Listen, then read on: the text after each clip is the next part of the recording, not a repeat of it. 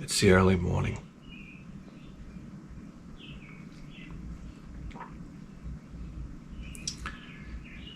This is the time that God meant for me to exist.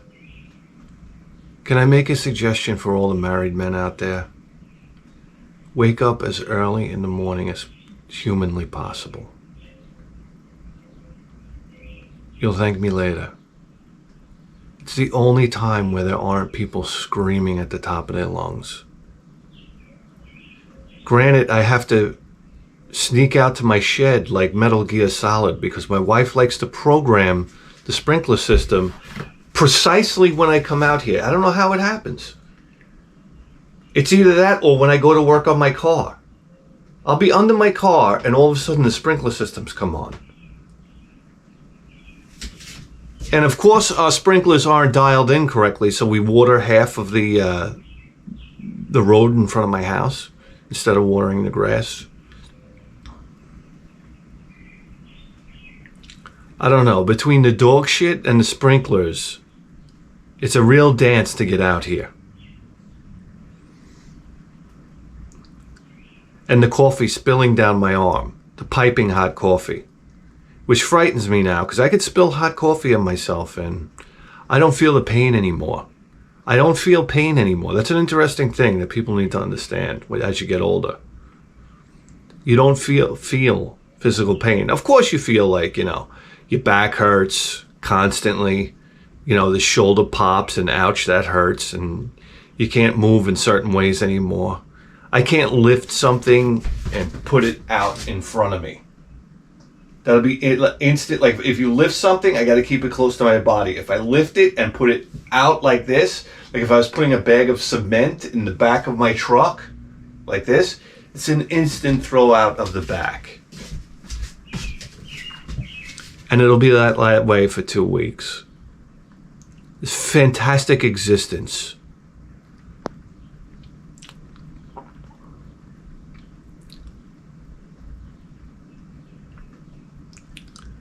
So, I don't know, man.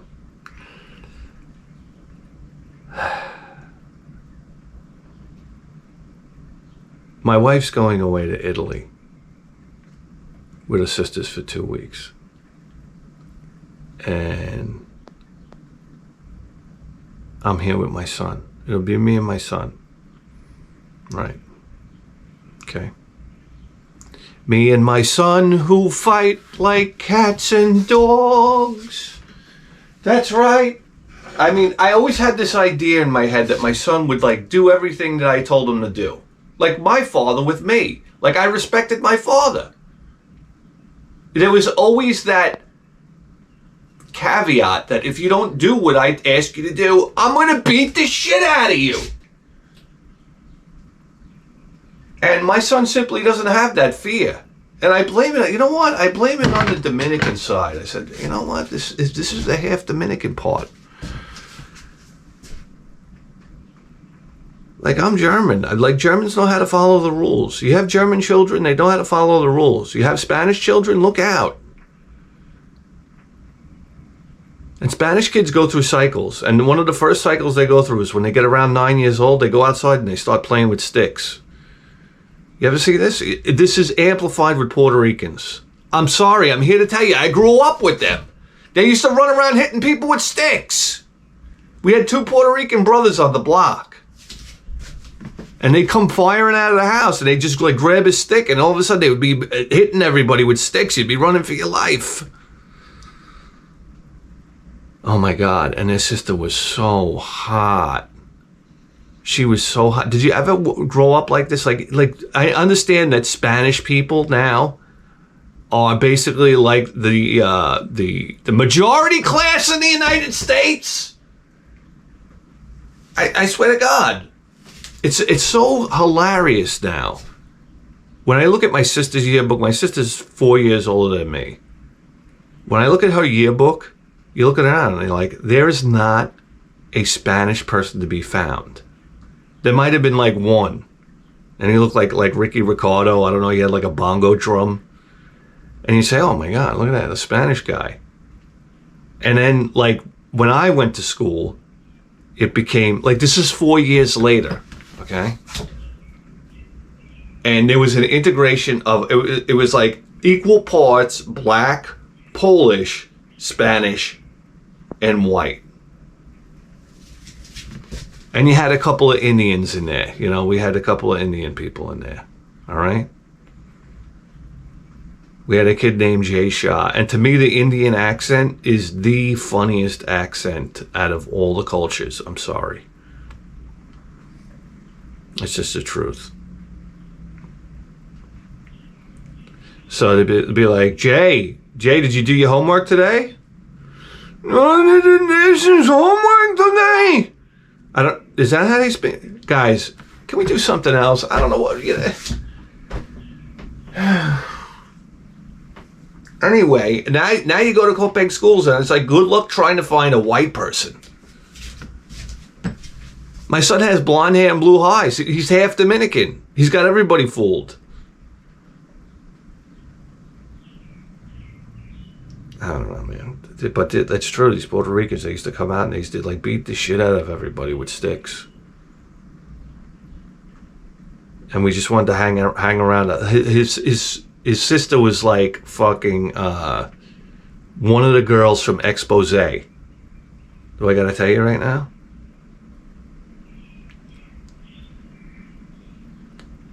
That's how she would come out with like the fluorescent leg warmers on. Ishka maramenke.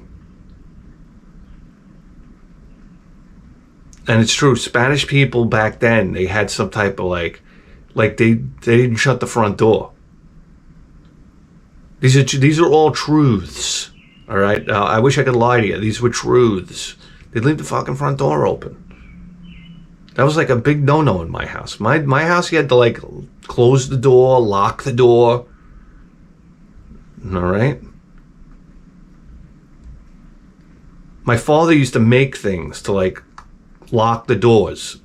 Okay, like we were the Vanderbilts. Like there was anything to steal. We had absolutely nothing. But my father had this thing where you would shut the door and there was like a bar you had to install that went triangularly across from the wall to the door, and that would hold that. And then the sliding glass door, there was a bar that he made that you slipped in the sliding glass door so you couldn't open the sliding glass door. I mean, talk about the Sloman shield. We had all these security details. Then I would go over to Phil's house and they'd leave the fucking doors unlocked. I couldn't believe it. Phil was like an Italian-Irish family. And his father worked at Grumman. His mother was a bus driver. They were fucking AWOL all day. So Phil's house was like the place to go. You kick open the fucking door. I'm home. Hey. Like, you know, you go over to the refrigerator, you open it up. There's endless supply of Simply Soda. It's either that or you would make iced tea, where you would take the granulated sugar iced tea from Pathmark, and it was like, all right, we're making iced tea.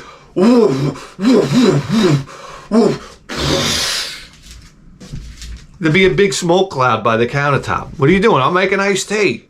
What's with the brown smoke? It's fucking iced tea, bitch.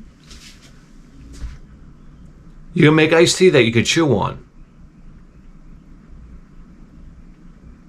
And then you go over to the fucking Nintendo and turn on the fucking, grab a Nintendo tape out of the fucking shoebox, all right? Because that's where you kept your Nintendo tapes. You pop that bitch in. Phil had bunk beds, the coolest thing ever. And Phil would play video games and I'd watch him. This was like the ultimate. I was so fucking lazy, I didn't even play the video games. I would watch him play them. And I was content. And then we would hop on our bikes. We'd do the fucking paper route. Yeah, whoop-de-doo. We'd do the paper route together. Me and Phil did a paper route together. Me and Phil were like a gay couple. We were attached at the hip. I miss those days. Let me have some coffee, will you? Now I get depressed just thinking about it. After school, I'd hop on my bike. I'd head over to Phil's house. We'd do the papers.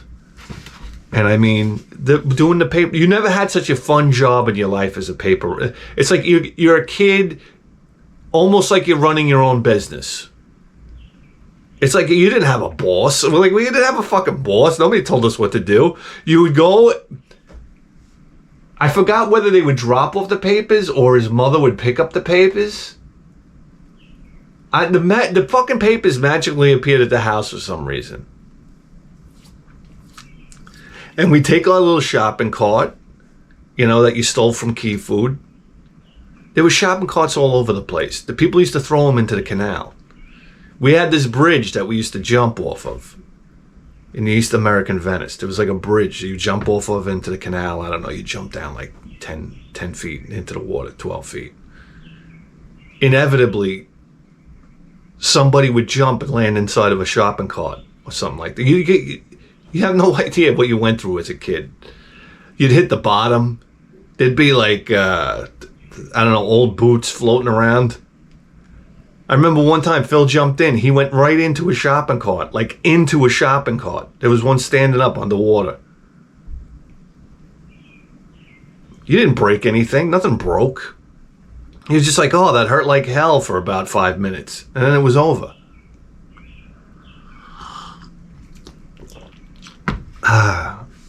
So anyway, we get the papers, and that's it. You deliver the papers. You joke around. And then Newsday. These prick cocksuckers. It used to be you had a stack of newspapers bundled, right? And then you just cut the bundle open, and you'd stuff the newspaper. People had a mailbox with the two pieces of metal that would come up like this, and you just tuck the paper in there. And then Newsday started making us bag the papers. So now we had to go turn on HBO, take the bundle of papers, take the stack of bags, and bag the papers, toss them in the shopping cart, and we watch HBO, or if things really got rowdy, we'd watch Showtime. And the best was, I would have to, on Sundays, go over Phil's house at 5 o'clock in the morning. And we'd have to put together the Sunday papers. Talking about the Sunday papers. Ding, ding, ding, ding. Talk about the Sunday papers. Ding, ding, ding, ding. Good song. Anyhow. Yeah. And what you had to do is you had to put like the advertisement thing in there. You had to like put together the papers, and they were like bigger. And you stuff them in a bag, and then you go out on Sunday. But we used to watch Showtime in the morning. Everybody in the house was asleep. You know how Sundays were.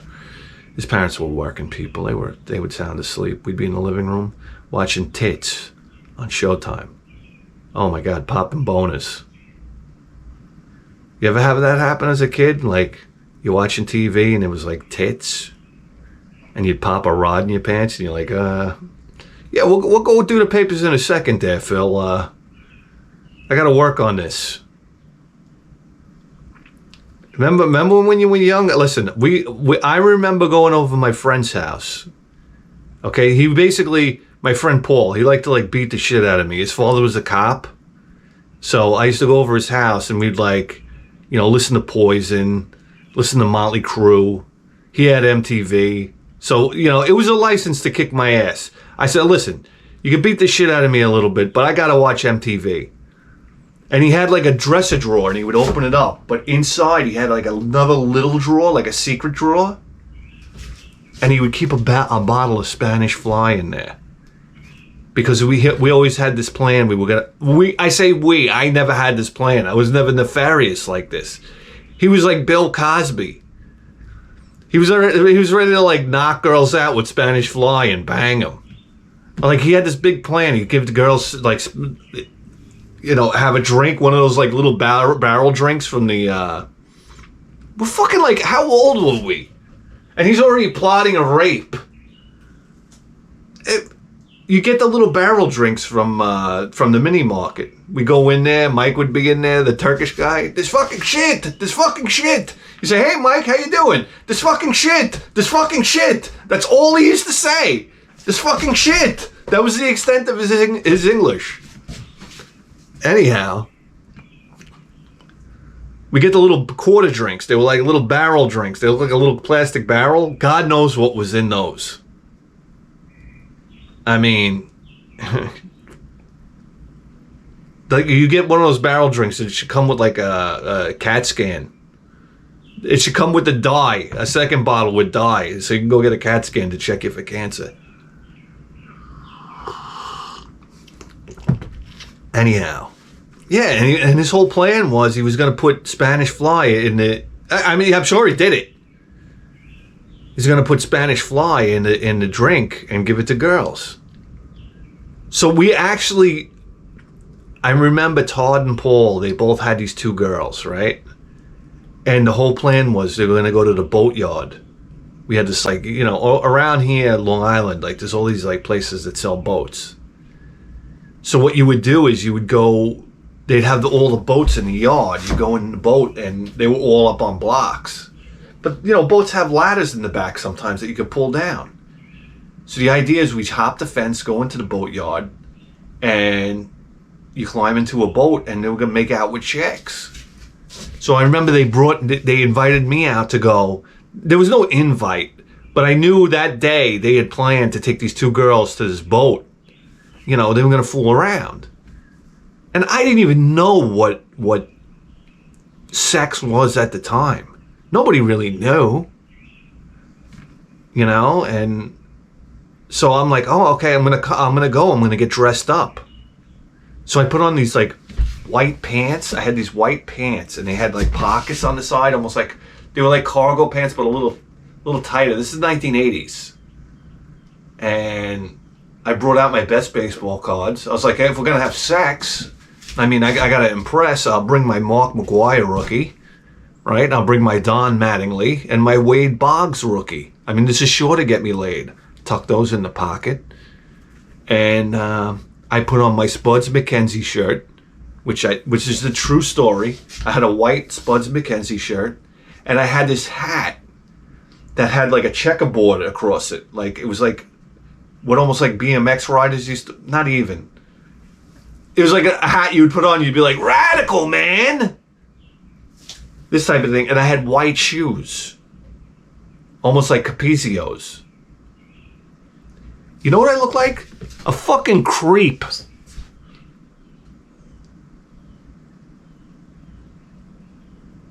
Like, I look like the cover of one of the fucking, what are those albums? Who are those fucking creep motherfuckers? I can't think of them now. The Oak Ridge Boys. I look like one of the Oak Ridge Boys.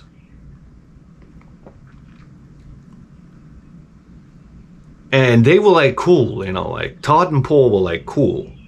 And they were best friends, you know. I always wanted to be Todd's best friend because Todd was like, he was like popular, you know. Todd was just like sports kid, you know. His parents kind of had money. His father drove like a Buick not a Buick, Regal. Yeah, I think he had a Regal. Was it a Regal or was it a Cutlass? I don't know. He had like this champagne colored Buick Regal, brand new for the time. So it's like, it was the double headlight Regal, probably like 86, right? 85. It was a Grand Prix. He had a 85 Grand Prix double headlight, gold champagne color. His new car, and his mother had a brand new Datsun. Like nobody owned a fucking Datsun. Nobody had a Japanese car. Unheard of. In the 80s, everybody's driving American. We had a Pinto. All right. It was either a Pinto, a Gremlin, a Hornet, or a Maverick. Or not. We didn't have the Thunderbird. We didn't have V8 yet. It was all like inline six. For some reason, that was my father's formula in life. To have a green car with an inline six and 4 doors for some reason. Like a 4-door Maverick or a Matador or a Gremlin. Gremlins were 2-door. Or a Pinto, that was another 2-door. And he had his like Econoline van, 1960 something Econoline van, that he was always siphoning gas into, because he would get gas at work for free in road construction. So we always like go on a family trip. Well, not a family trip, but like out as company. Remember when you used to have company over? So he'd have the van, and we'd all get in the van wearing all good clothes. Here come my father with the fucking barrel of gasoline, and he would prop it up and he would siphon it. And I would be so scared because he put a hose. I'm a little kid, I don't know what's going on. He put a hose in the barrel and he'd be sucking on it and put it in the tank. I was like, oh man, he's getting gas. And my father would get like a mouthful of gas. He'd be like, and just spit it out, I'd be like, oh my God, gas, it's like poison. It's poison. My father's going to die.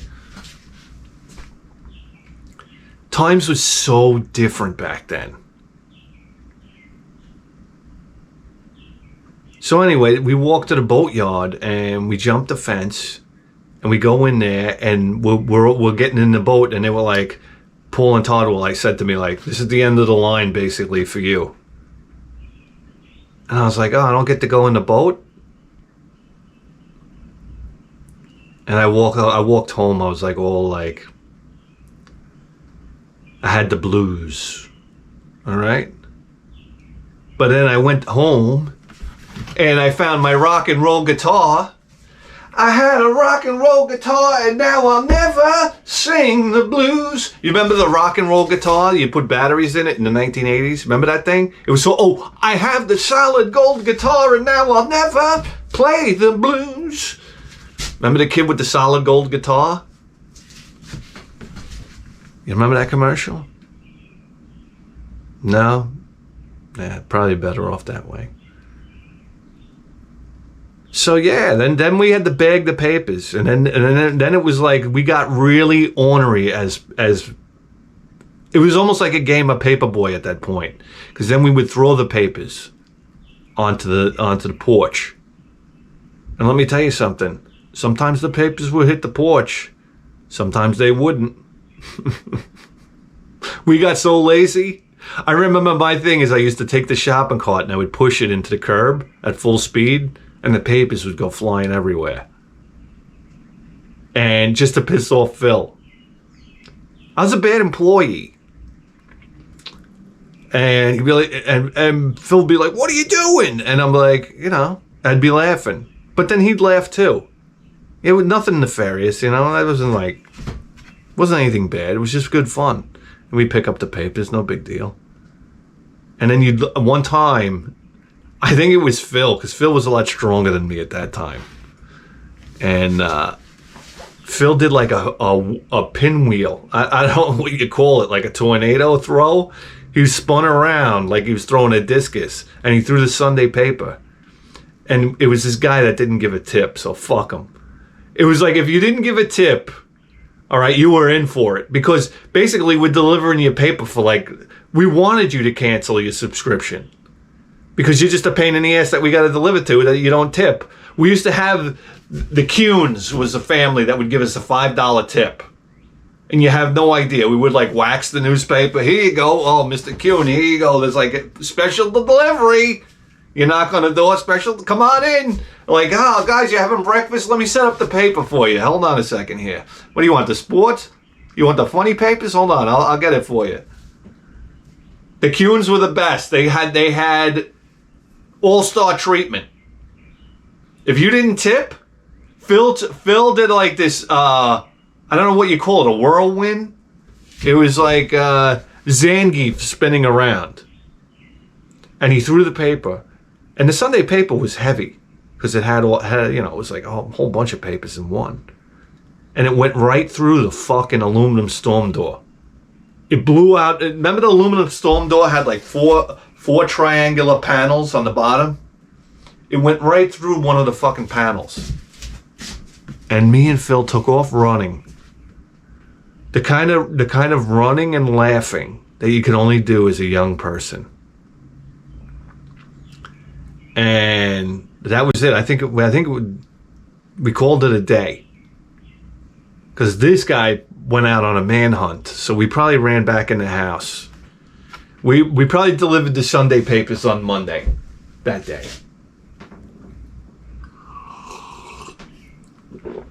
And another guy, I took the Sunday paper, which was at this point we were bagging the Sunday paper, which was annoying because you had to put it together and then you had to bag it.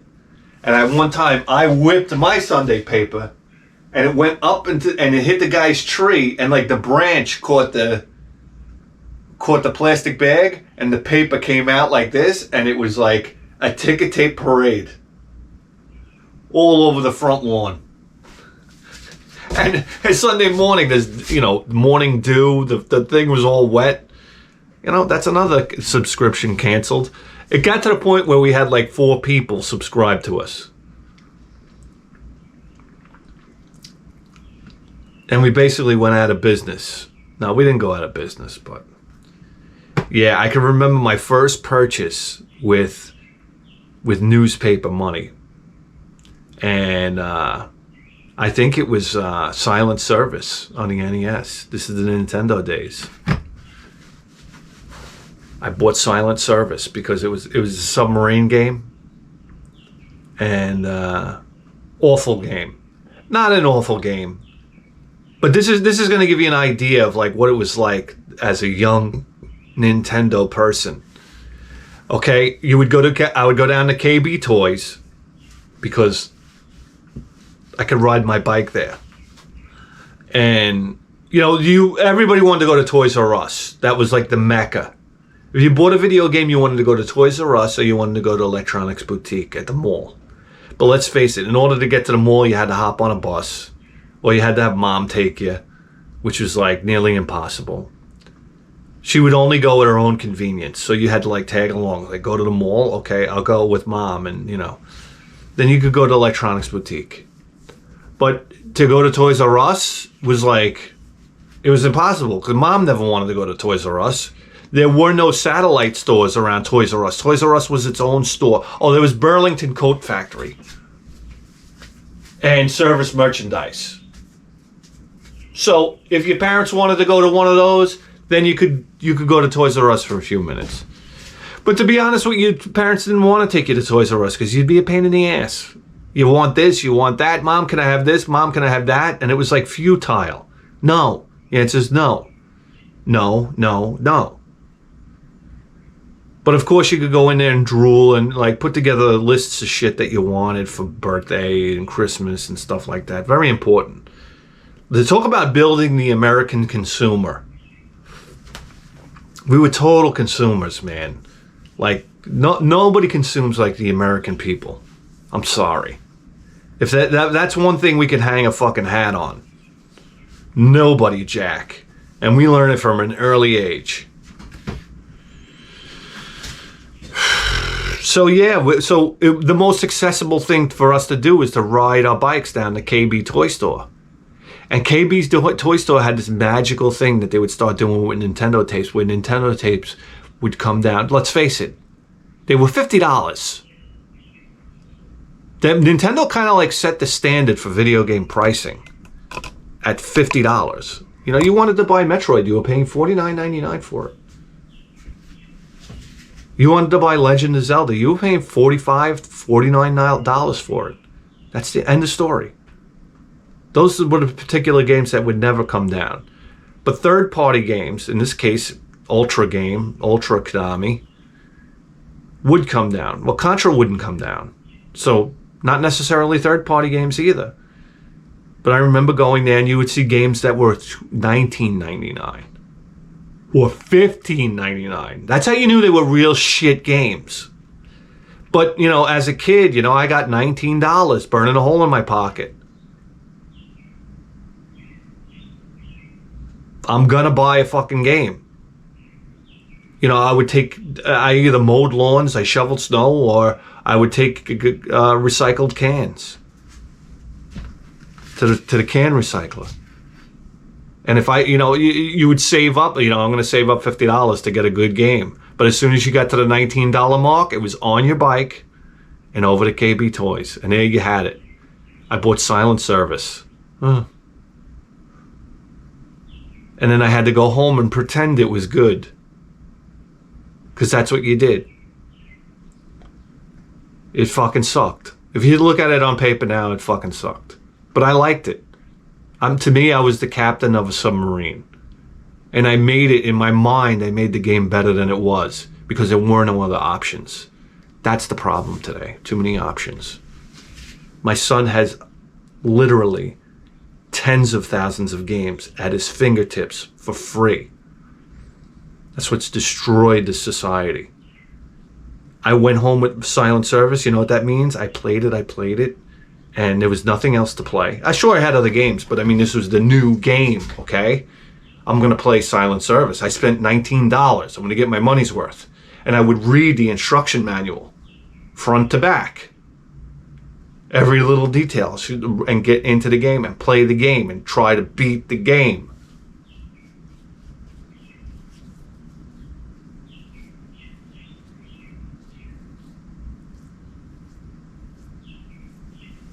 But I remember all those fucking games, man. KB toy stores were magical, man. You'd go in there. And of course, you had to go and look at the guns, the models. They had models in there, which was great. Model planes.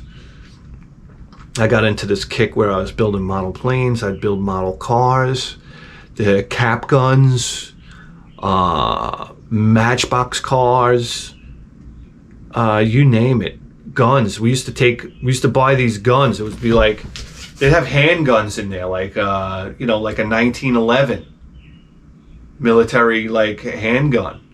Before, like they would put orange on the tip. It would look like a real fucking gun. So what we used to do is buy the gun, and it would have like the slide. You could pull back, and sometimes it would make a noise, stuff like this, and it would fire and whatnot. We didn't care about all that. We'd unscrew it and take the guts out and fill it with as many batteries as you can, so it would feel like AA batteries. You just stuff them in there, dead ones, because we had dead batteries laying around all over the place, and they were heavy. So you'd stuff it with AA batteries, and then screw it back together. And it had weight to it, so it felt like a real gun. And then we'd go out and we'd play guns. And when you played guns, it was like the whole neighborhood was the war zone. And you had to have a canteen. I always had a canteen, which you would never wash out. So you'd open it up, and it would smell like somebody took a dump inside of it. But you drink the water because you had to survive. You're on the battlefield. And you had your little plastic survival knife tucked in around your leg like Rambo, because you had to do that. And that's it, man. You'd go around even at night. You'd be jumping people's fences, pulling out this realistic looking gun, right? That had like the gun physics now with the weight and everything like that. And I'll never forget, I had a guy that lived next to me. I swear to God, he had to be in the mafia. Because you grew up in Lindenhurst, especially the East American Venice. A very, very strong mob presence. It was a good thing to live in the East and West Venice, because nobody would fucking rob houses over there because there was a mob presence. And if you robbed a house in the East Venice, you're going to have to deal with somebody. They wanted the place safe. It was a great place to grow up. Not a rich neighborhood, not middle class, working class, blue collar neighborhood. So I remember my next door neighbor, who was kind of like, he had a concrete business, and he's Italian. Do I have to tell you anything else? So we're playing guns. He comes out with this like snub-nosed 38, and he starts firing it at us. Like this. We fucking scattered like cockroaches out of there. You have no idea. You never ran so fast. He's shooting a gun at us. And then he starts laughing at the top of his lungs. It's blanks. Oh, it's blanks. Oh, okay. Okay, that's how Bruce Lee's son died.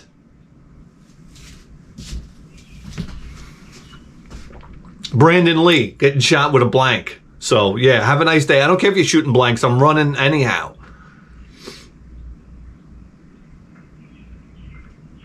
And then we got, oh my God, what magical times. It's the fucking 36 minutes in. I can't believe this. You start talking about your youth, you can talk all day. And here we are approaching 4th of July. And let me leave you with a little bit of a 4th of July story. Me and my friend George, we had these fountains. I don't know what you call them. Like, they were little fountains. They were like this big. Do you guys remember these? They were green. You know, they had a little platform. You know, you buy fountains like happiness fountains, cones, fountains. Fountains are like, you don't see them, you don't find them today. But back then, fountains were a big deal. Cuckoo fountains, kaleidoscope fountain. No, kaleidoscope was a cake. I used to love fountains. I thought they were so cool. So we had these fountains, but what they did was they basically shot like an M80 into the sky. Probably like 30 feet. And then boom, like this, right? So we ripped the bottom of the fountain off. And we went into the center of the street, and George had this, like his father had these vinegar bottles that he kept. I don't know, like a glass vinegar bottle. And he kept them outside on the side of the house. And we took one of the vinegar bottles. It was like big, like this, like a big jug. And we put it out in the middle of the street. And that fountain fit right into the top of it. And we lit it, and we slid it into the top. And we ran away. And when I tell you, so that M80 just like launched inside the vinegar bottle. And when it exploded, it was like the Death Star exploding. And glass just went everywhere. And the mobster guy that lived next door to me, he comes out, he's like, "What the fuck happened?" And we were gone. We ran. We were like hiding in bushes. Are you fucking kidding me? He comes out, and I remember he had his son come out with a broom, and they were sweeping up the streets, and I made a break for my house. I got in bed. I went in bed. They knocked on the door and everything. They were knocking on everybody's door to find out who did it. I remember I went home. I went in bed.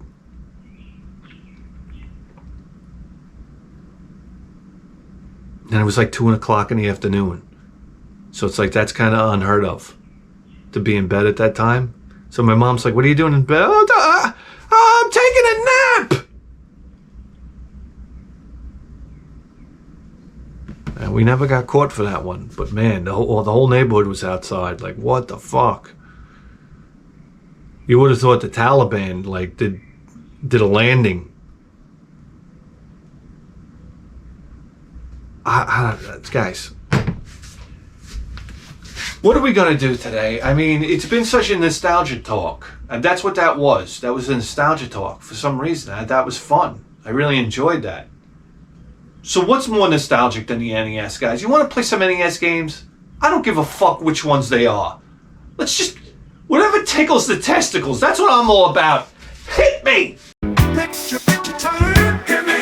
It's picture time. Having fun. Picture time. And it ain't long. Picture time. It's big hands.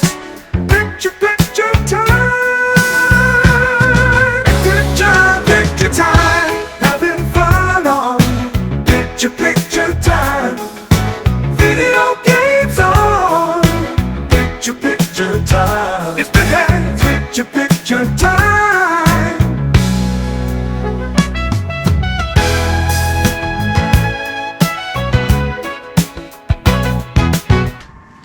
Guys, I'm all about nostalgia today.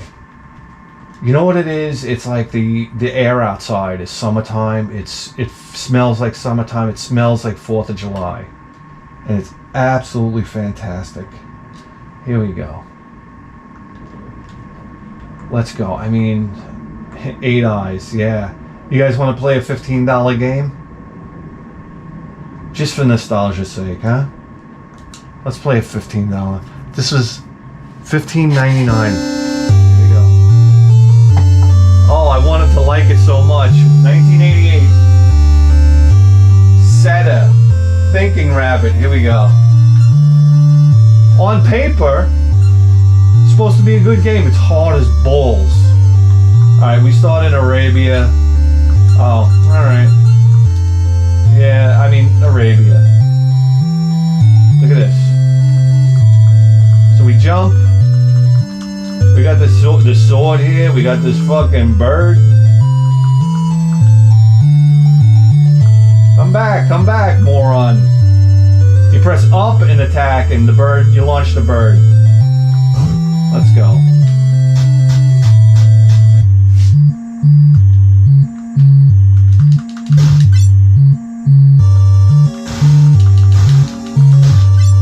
Alright, the bird doesn't do shit here. What's going on?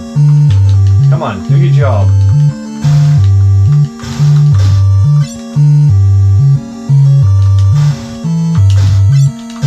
Okay, let's get the rhythm going here. Oh, come on!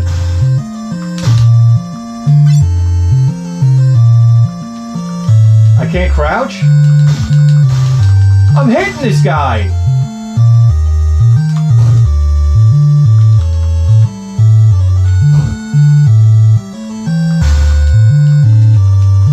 Okay, I opened the fucking door.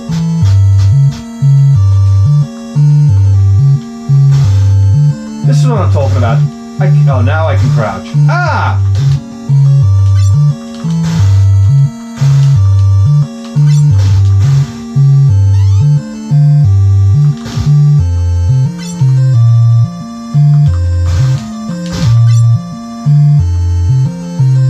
Go up the stairs, please. Go up the stairs, please!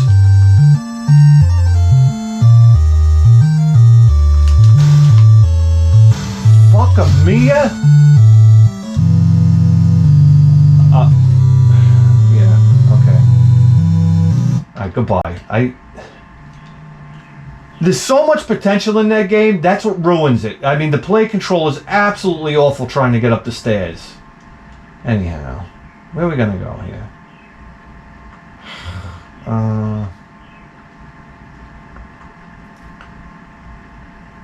Oh god, you wanna play Bad Dudes? This is another one that Georgie bought. We used to play Bad Dudes. The arcade was so awesome. But like everything else, it was kind of a letdown when you played it for the NES. Because you expect the arcade and then you got something that wasn't as good. Yeah. Data East, I mean. They tried. We're not going to be played. Come on. Look at the pecs on that guy. That's how my wife talks. Clean the house. Do the dishes. Put the cover on the barbecue. Alright, the president has been kidnapped by ninjas. Are you bad enough, dude, to rescue the president? I'll find out. Oh my god, look at the frame rate.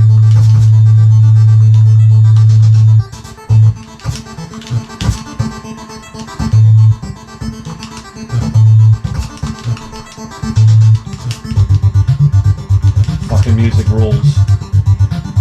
Get the timer.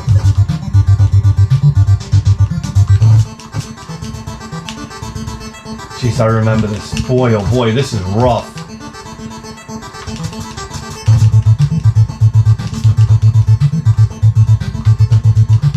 What a coward, he ran away. That's it. We're going up. Jump, you dumb moron! I love how the truck says dudes on the side of it.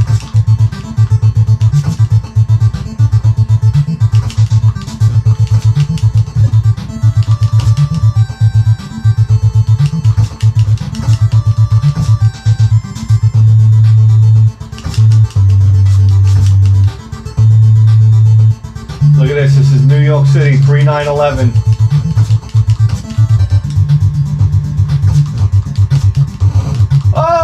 Oh, it's Karnov! Remember? It's Karnov! Look at it. Kick him in the big fucking belly.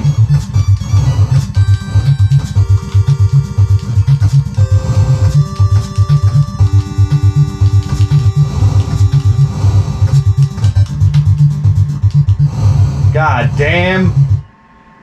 Where you starting me? Where you starting me? God, we're out of here. This really bad dudes. It really wasn't a good game. I'm sorry. What is this? Banana? Bard's Tale? What really? What's gonna get it? Oh God, Bigfoot. I had Bigfoot. Bionic Commando? I don't know. There's gotta be something here that's really gonna grab us.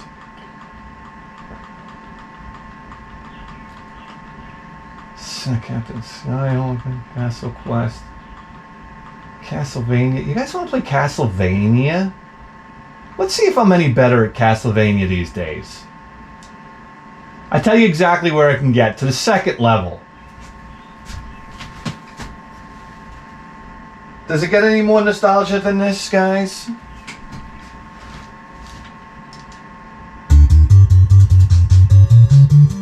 Oh my God! Wow. Da-da-da-da. Let's get a little more volume here. There we go. I'm going to shut my trap. Let's go.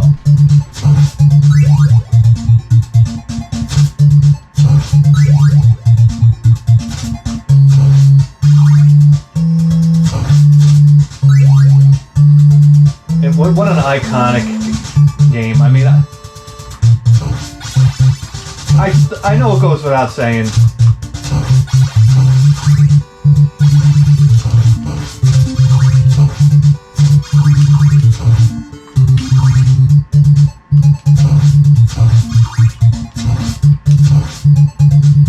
I'm getting these hats.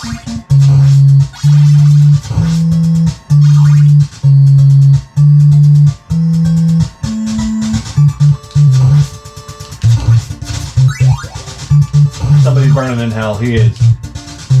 Oh yes. See, this is what 8 Eyes could have been with like proper controls.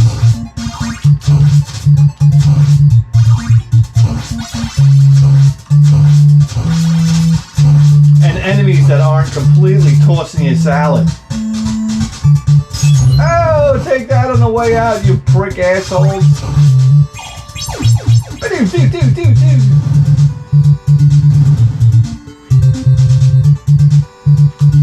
Yes.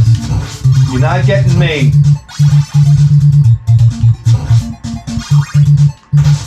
I'm not a kid anymore. No, no! Let's go to the swamp. Here we go.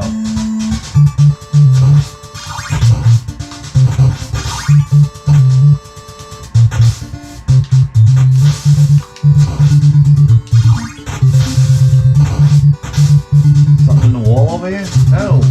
No, no. Oh, something down here? No. Let's get out of here, huh? This place is full of creeps.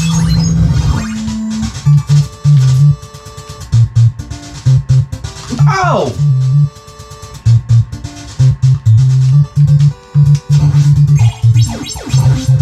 I love how they give it to you at the end of the board, but you don't really fucking need it.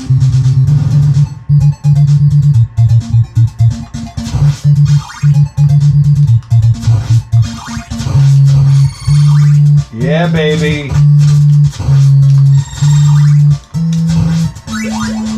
You gotta have that axe. There he is. We know where to go. We know where to go, buddy. Good, good, good. Oh, good, good, good, good, good, good. Here we go. Oh, shit, I missed it.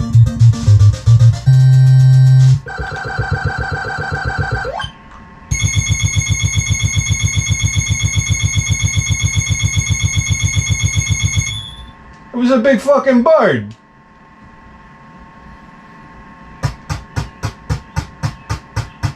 Okay. Now, not this. This is not the board that gets me. Watch, I open my big mouth. Oh, look at that big hat there. Gotta get the big hat. Oh, and missed it.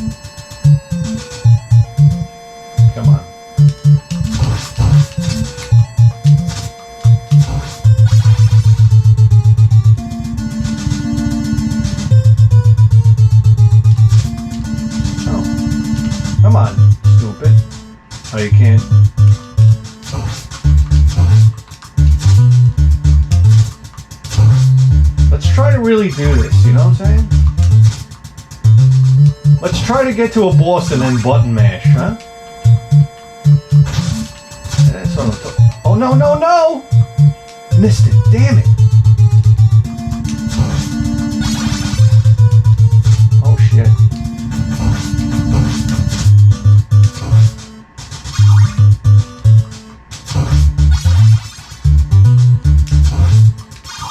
Ow! Holy crow.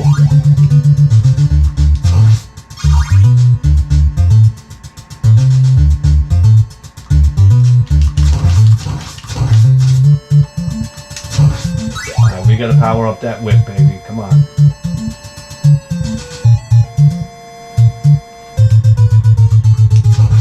Yes, okay. Take that, homie.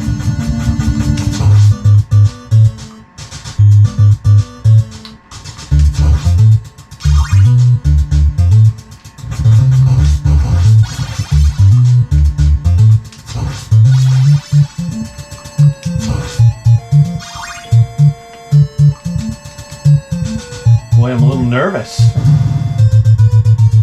I'm a little nerva. That, right? Automatically when oh, the fucking Medusa heads. Alright. Come on, I'm better than this, guys. I'm better than this. Oh! These fucking dumb bitches get me every time. Oh! Just be patient. Get the wrong weapon. It's alright, we're gonna fight.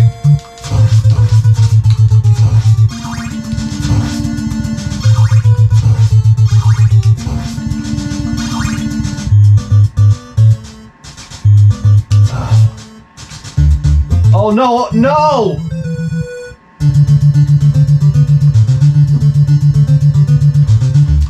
Oh my god, this is so bad.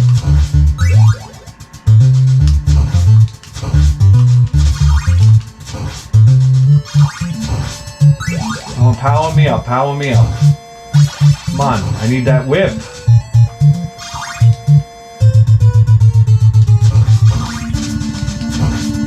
There we go, okay. Jeez.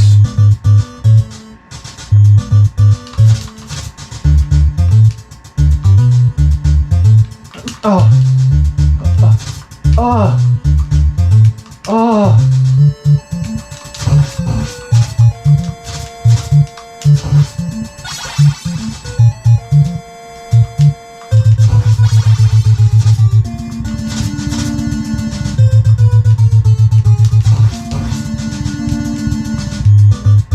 Up there, huh? There you go. Come on, there's got to be something here. Gotta power up this whip. As a kid, I could care less. Even now, I could care less about money, points. Not interested. I'm trying to survive here. Damn it. I need all the hearts I can get.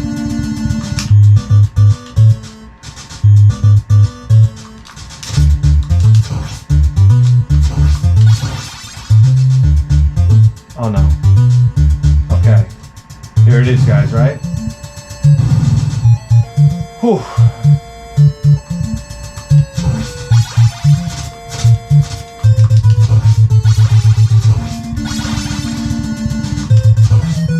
Oh, suck mine. Suck mine. Alright. I gotta keep going.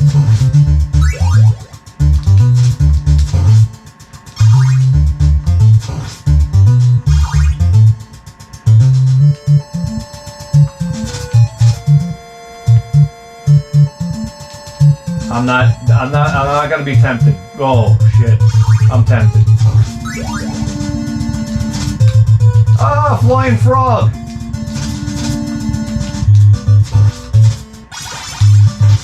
Yes.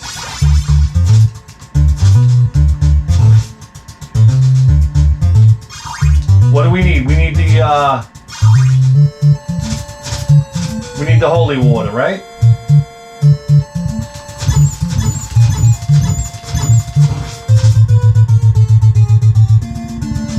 Oh shit, double shot. Shit!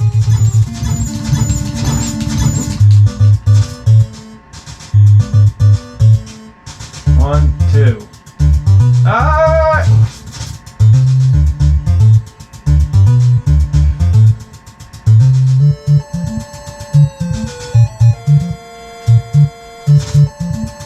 Okay. Come on, give me something. And not a Medusa head. Alright, you want to play games? Oh! Oh no. I need something. Give me something. Alright, we do it old school. Let's go. Come on, come on.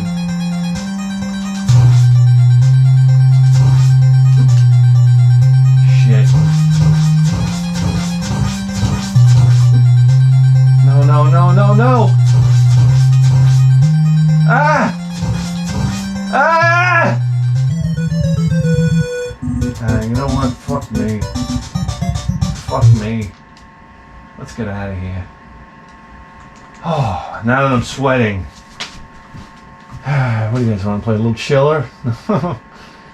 Alright. Clash of Demon Head. Oh, Cobra Command. No. Cobra Triangle.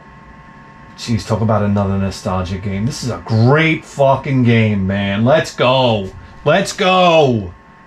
Well, the Cobra Triangle. Phil was always good at this game. I wasn't.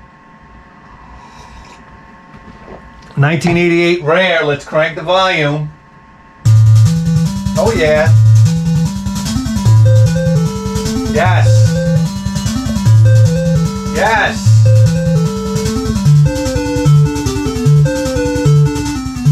Oh yeah. Alright, come on.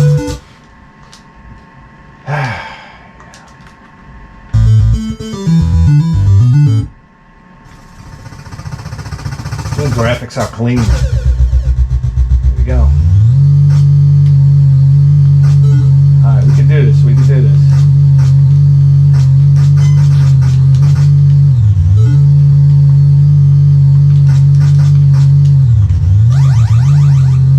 Rest assured, I'm getting that one up, bitch.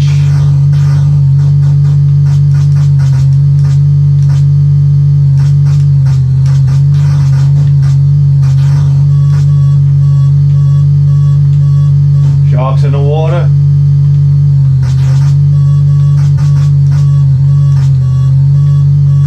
I'm in the water. Farewell and adieu to you fair Spanish ladies. Oh shit! At the bottom, I got the damn power-up system, like Life Force.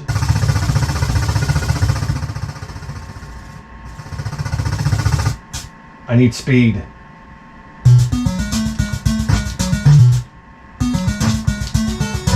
How do I get the? Shit! He took it back from me. One. How do I? Oh, I got. Listen to the music, guys. I need speed. Later, bitch. Yeah. Here we go. Oh, I eat my ass. You prick. Suck it.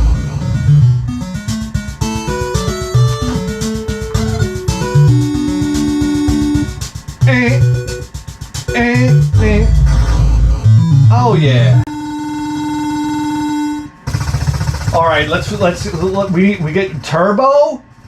We need speed.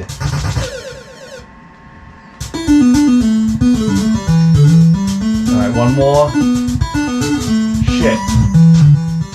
All right, we got missiles. Speed. I need speed. Damn it. Oh, I don't need missiles.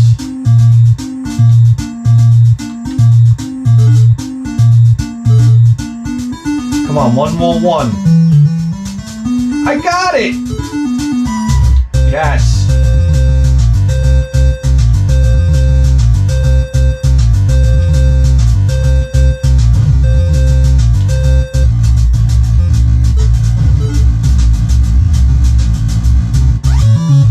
Yes. All right.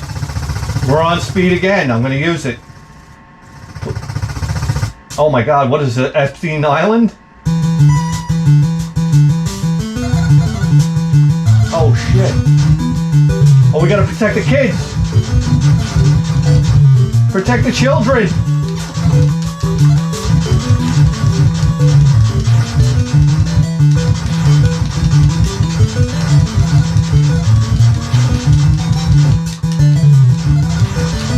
No, no, leave these kids alone! Oh my God, it's Tom Hanks and Bill Clinton!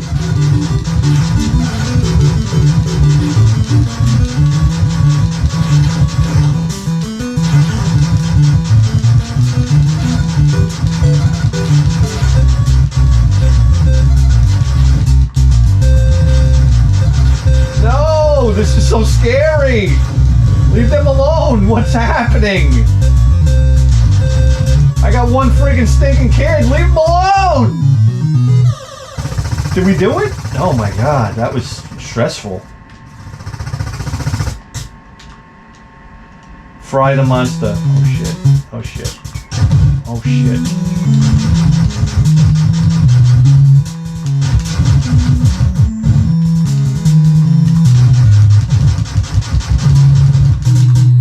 Guys, how crazy is this game?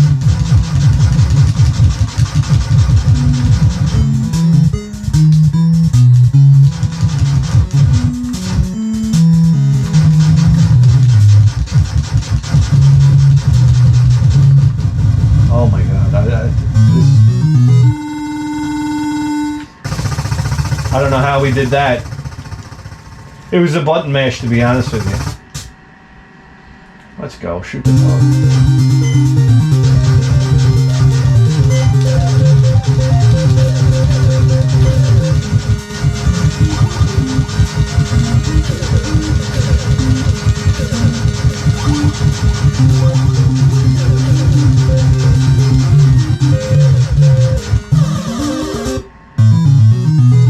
I think we did pretty damn good. Oh, if we did good, we would have got the one up and the gate would have opened. There we go. Let's go.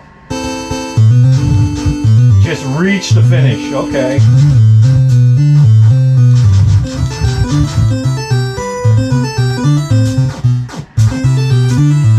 Guys, this is an all-star soundtrack. And an all-star death. And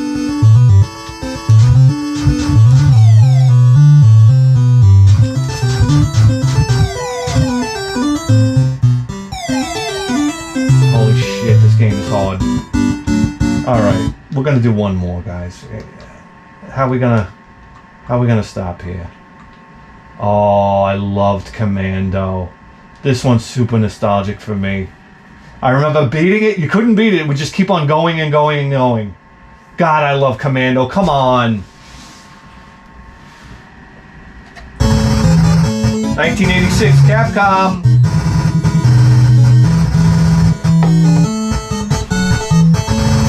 That is the happiest killing people music I've ever heard.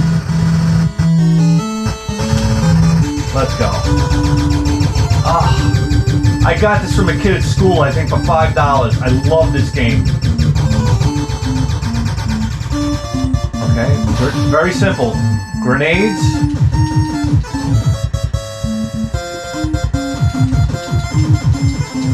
There was a lot of hidden...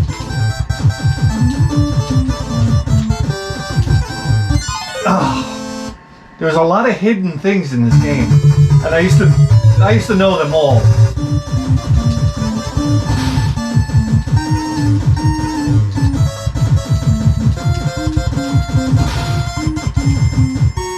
Run, you idiot!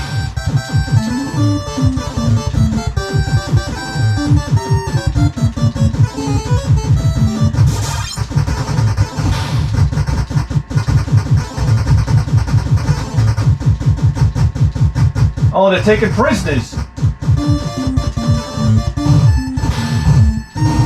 Oh my God, go.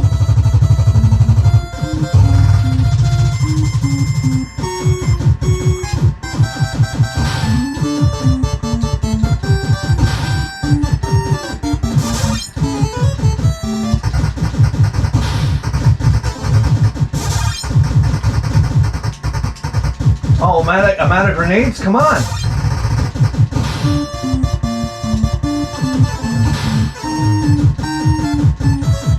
Guys, I'm running for my life here.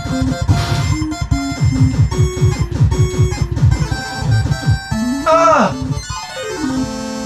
Son of a cunt. Alright, you know what? I'm kind of not feeling this. Let's try something else. Oh, conflict. Jeez, we don't have time for that right now. You guys want to play a little Contra, man? What the fuck? You ready?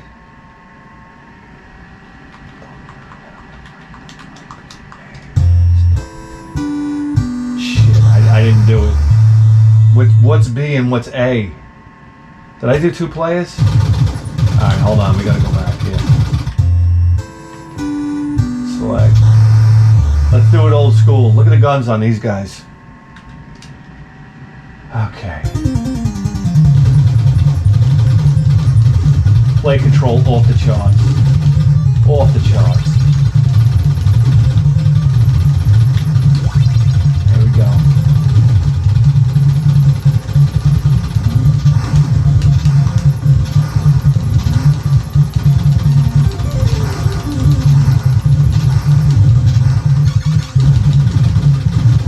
Red shot down here.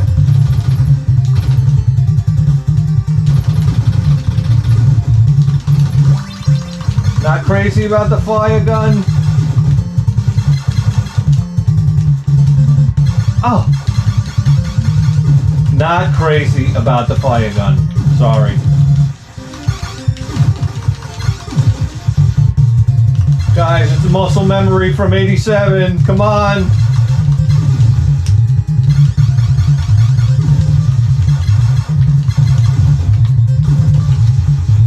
Spread shot, there's a spread shot. Don't disappear! Don't disappear! Fucker! Okay. Oh yeah, come on. What a power up.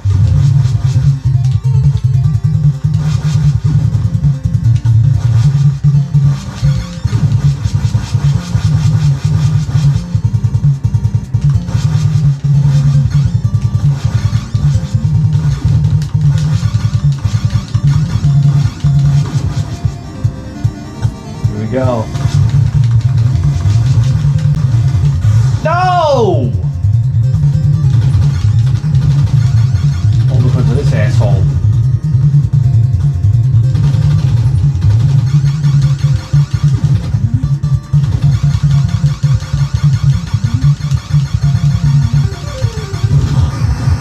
That's what I'm talking about. Feels good. Look at it. Looks good. Looks great.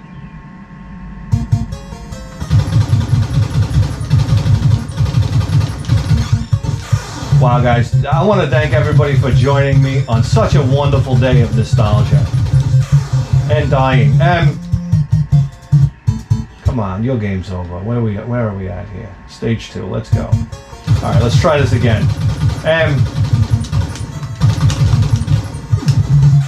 Holy schmolians. We need the laser! You guys remember the laser?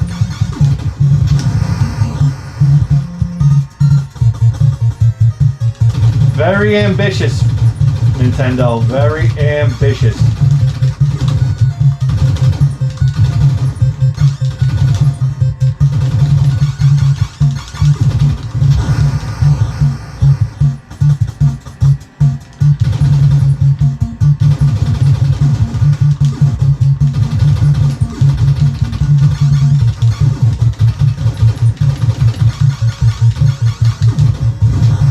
Dick. Wow. It's just a great game. Hey!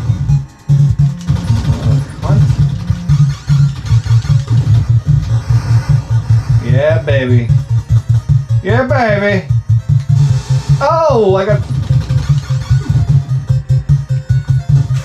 Jeez. No, no. One more time. One more try. One more try. One more try.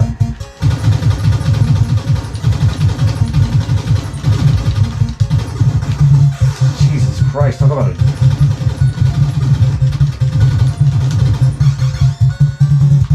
You got the laser here, you're golden.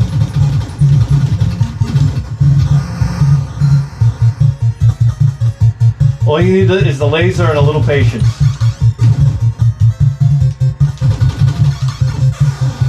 Mother effer from hell. Alright, guys.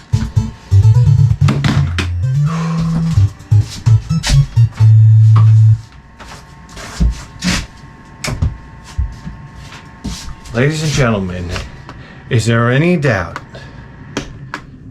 that you're tuned in to the greatest video game program in the history of human civilization? And you better believe that. With a 4K face!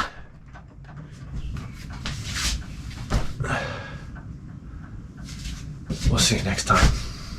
Ladies and gentlemen, do you watch commercials when you watch the Bithead 1000 show? Of course not, because I take them out.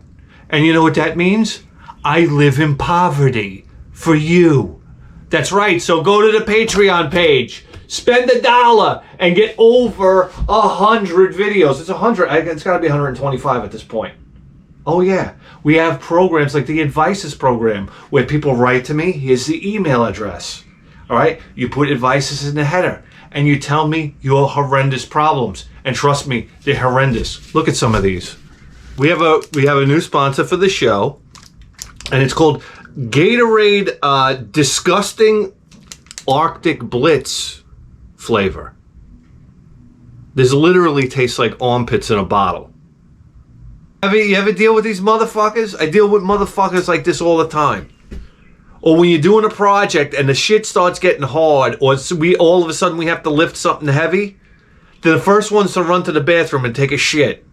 You shouldn't need toilet paper. Who told you in your life that you needed toilet paper? Who told you this lie?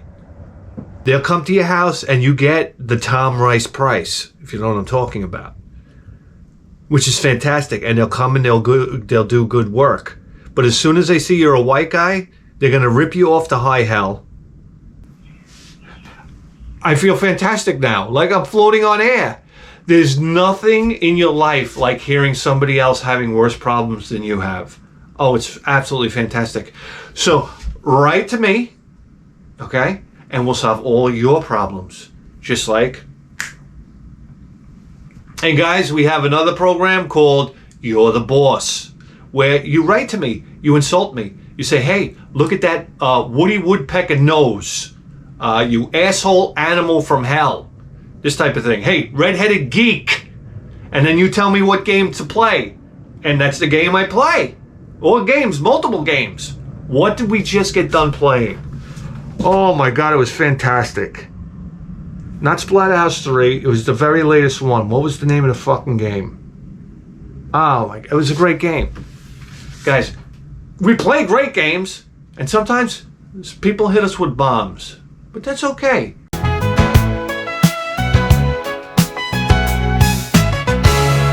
It's picture time, having fun on picture time. Video games on, it's Bithead